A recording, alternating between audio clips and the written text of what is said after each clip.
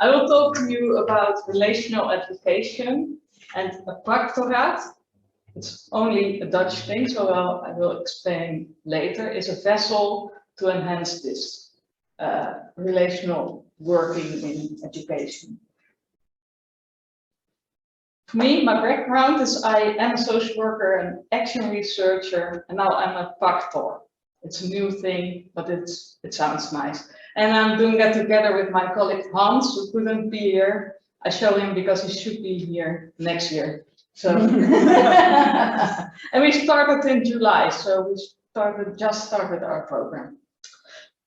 For now, I have to explain something more about the Dutch education system for you to understand why this relational education is important. I've simplified the system, but it's like we have primary school where all the children go together, but then we have middle school from 12 to 13, and then the children are already divided. You have VMBO, it's the lower education, we say. We call it middle education, but it's the lowest level. It's 4 years. You have HAVO, it's 5 years, and you have VWO 6 years. And which one you get decides what your next step can be. So if you have done VWO, you can go to university, or you can go get your bachelor, educational education. HAVO, you can only do the bachelor program. And if you did VMBO, you go to MBO. So it's very segregated. People don't meet each other. They're segregated worlds, and you can go with the arrows to get a higher level, but it takes a lot more time, a lot more effort, and you don't get money to support you to do that. Another very important aspect of the Dutch school system for me is the focus on performance and on measuring performance. We do it from the age of 4, and we have a system for it, and it's like this. You have either letters or numbers, but they're the same. We divide the children into groups, and you have the 20% lowest scores, then a bit higher, so, and the 20% above average. I think this is really important because from a very young age, you're classifying kids like you're a below average kid, or you are a really below average kid. The kids get diagrams in which they can see where they are in the general population. So I think this is one of the big problems which you do. You separate kids, and like Vernon said, it's like intelligence being used to oppress people and to segregate them. And what we see is that children that score lower get a less positive approach from teachers, from their community. You get your report card and your grades are low, and people are like, oh, yeah, you have a report card. And when you score high, people are like, yeah, you scored an A, wow. So it's really performance-based.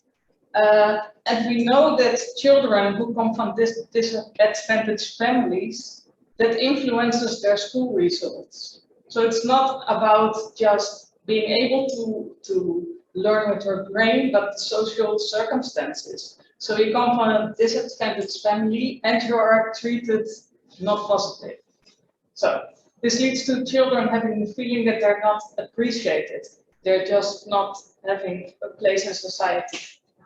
And they grow into adolescence and they have big risk at losing touch with society, like going into main society. They have risk of going criminal, selling drugs or something like that, going far right to belong to a group, or even Islamic terrorism or extremism groups. The children feel that they don't belong anywhere, and they search a place where they can belong, and they find it in these extreme groups. And then they lose touch with society. They don't feel part of it.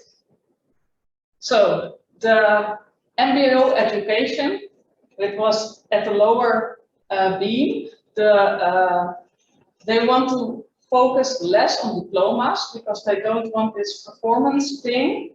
They want to focus more on students. And that is the background of my doctorate, my research program. And again, I go to Gurnham with the intelligence and the being oppressed or being away from society. The MBO schools traditionally have no research tradition and they don't have contact with universities. The only way they get in touch with research is that researchers drop their results on them. Like we have these results. Bye. And that's why the Practorate was designed to do practical research programs which leads to improvements directly and which is very close to practice. So I think that's a great way of bringing research where it happens.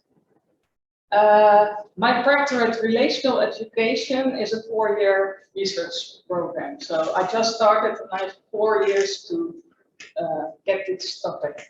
It's a really big school. It's 2,000 teachers, 17,000 students. So it's like a mini city. So it's and our mission is, our question we would like to answer is, how can we empower our students? Oh, no, I thought we empower, but we support empowerment, sorry, it's just a mistake. Our students to find a good place in society. So we want to learn them things so they feel enabled to find a good place for themselves in society. And it could be a diploma, it could be something else. The main background is empowerment research. We're doing empowerment research and we really mean it. Our research is to prove and to improve at the same time. So every research we do has to improve the life of students, teachers, whatever. And we focus on relational working because when you want to know what a good place in society means to a student, you have to get to know him. So it's the relationships that are the basis to be able to do this. And we rely on a presence theory. I don't think it's an international, it's a big one in the Netherlands. And the relation is about knowing the student as a person, not only a student, but a person. But the relation is also good in itself. When you're a child from a disadvantaged home, maybe you never had healthy relationship with adults. So the relationship is also about learning about adult relationships. And there are many relationships that link to this topic. I told you about the teacher-student one, that's one. But we also thought of Summer College, the school I'm working on, as an enabling niche. It should be like a community. It should be like a place where you can grow, where you can get connections to society, to other people. It should be less a school and more a community. We also need to focus on organizational issues, because when you want teachers to have relations with students, you should always also have relations between the organization and the teacher. What you want for the student, you should also want for the teachers. And we think the school is based in one city, 17,000 students. They all go to work. They're car mechanics, bakers, social workers, nurses, police, everything. So there's also summer college and society. And a lot of people in society were once belonged to summer. So we want to get them to know that they still can be linked to summer. And the last thing is very important to me, the relationship research. So we do action research. We don't do interviews. People are involved in the research, so it's also theirs, and they can decide the teachers can decide what topics they want to research. It's not my, I cannot choose, they have to choose it. I will follow. One example, and then I'm done. We are going to do a study. We know that there are teachers with experiential knowledge of being a low-scoring student. and they work their way to education, they really struggle, and then they become a teacher themselves. I think that knowledge is so valuable. They know what it's like to be a child that nobody believes in. We had a social worker of the year last year, and in his year he came out. He once went to a school, looked into the foundations of the school. It was said it was a school for the better functioning idiots when it was founded. So he was ashamed. He started at a school for idiots, and now he's a social worker of the year, and now he came out with this. And I think he can inspire people.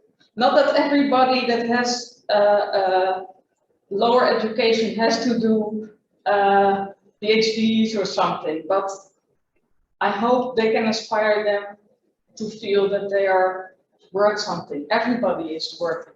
Everybody is needed in society and wanted. So we're going to get the teachers to inspire the students and to inspire other teachers with this experiential knowledge and see how that will work out. So that was it.